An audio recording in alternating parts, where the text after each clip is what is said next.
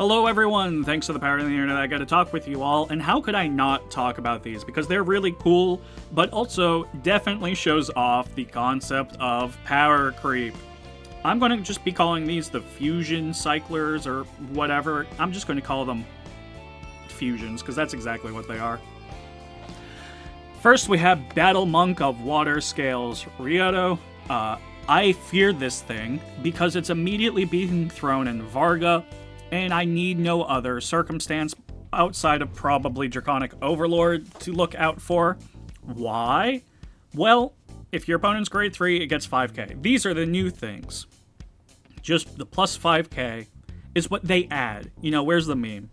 I have it on my desktop. Let's open one. Plus 5k. However, what else does this thing?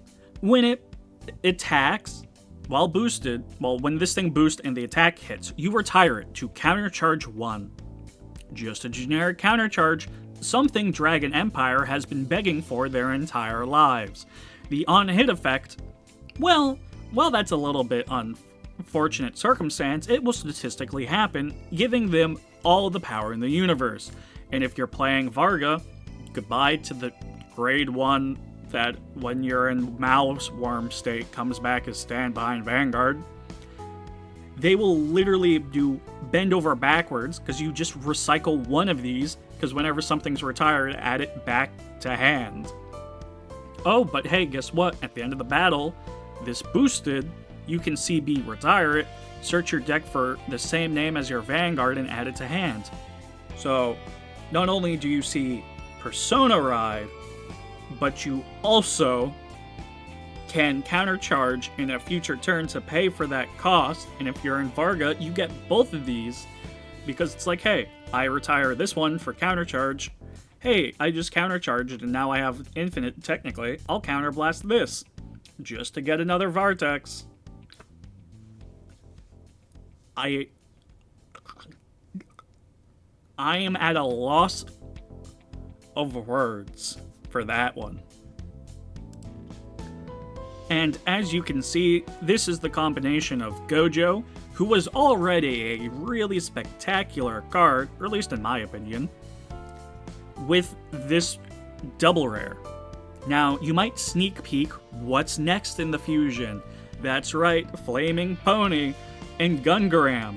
In my favorite archetype, Direful Doll! So, when unplaced, Soul Charge 1. Hey, that's the Gungaram effect. Wouldn't it be so weird if it had a once per turn Soul Blast 3 draw a card? Oh wait, it does.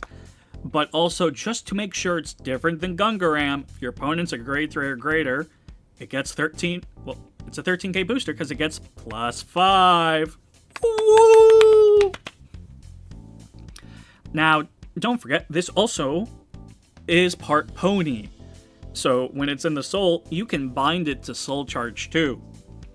Now, just in the larger space of Cardfight, I really see Barrow Magnus devouring this card stock, because they already played pony, but what if you just gave it another Soul Charge chance and an optional Soul Blast 3 draw? I don't think Barrow Magnus would ever touch that effect, but now it's there.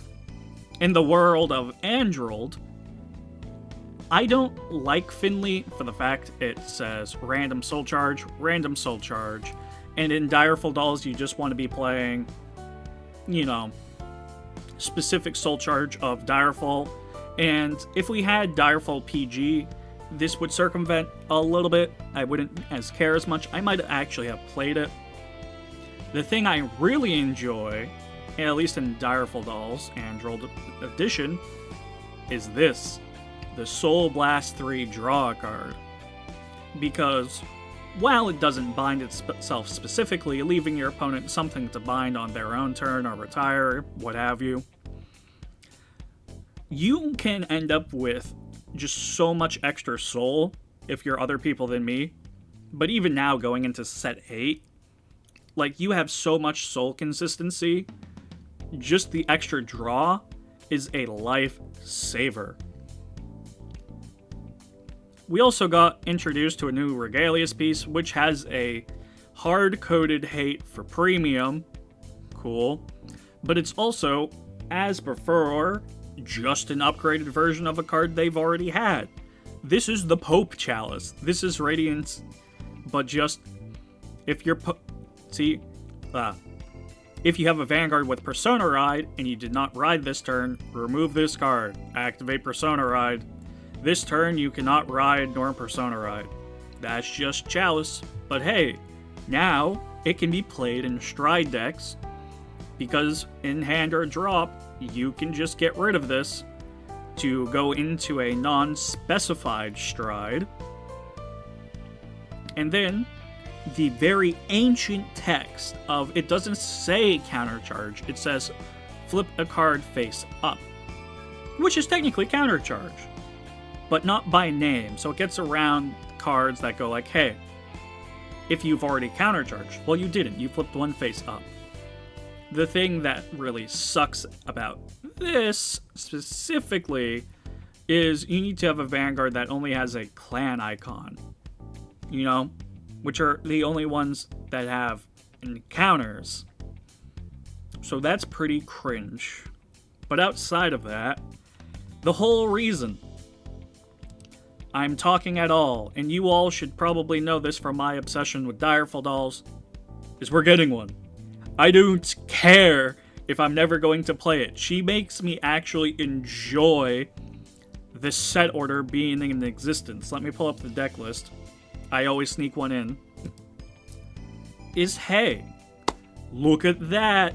The set order helps because now you can just self-mill so quickly. It's beautiful. Note the fact I didn't add any sentinels because you're self-milling and you know the fact. So any random soul charge is pretty much okay now, except just a trigger.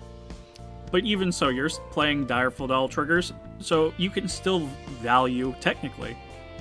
But it's like, hey, turn 1, see the set order, play the set order, find the hammer, play hammer, hammer adds in new Direful Finley, Finley activate, Finley soul charges 2, and you already have a doll in bind and you just went first. That's like 4 to 5 cards already out of your deck, and you have done nothing really except play one set order. And hey, if you have another Constanella, play it. Rush your opponent. Go for it. Go burr. Swing. Swing as much as you want. It's funny. I appreciate this being in existence. It will probably not go into my main build, but hey, I love the doll anyway. But it also leaves open, if you note, like, these are all double rares, and then they're just stacking on a random common. So, like, off the top of my head, Spurring Maiden Elaine is a double rare, grade 2 from Stokea. CB1, Soul Blast 1. Call a card from drop. Give it plus 5k. But hey, do you know who else is a target who's been carrying Brantgate on his goddamn back forever? Bobamine. Which is a terrifying thought that Bobamine can now be printed in triple rare and have an effect. I'm genuinely terrified of that. But please, let me know what you guys think. Like, this is a really cool time to be playing Cardfight, even if this is just to stockpile power creep for a triple rare, just to get more money. But hey, I'm being targeted by Direful Doll, and Dragon Empire got a generic countercharge. Surely nothing could go wrong from that. But if you made it past my small ramblings, please, let me know what you think.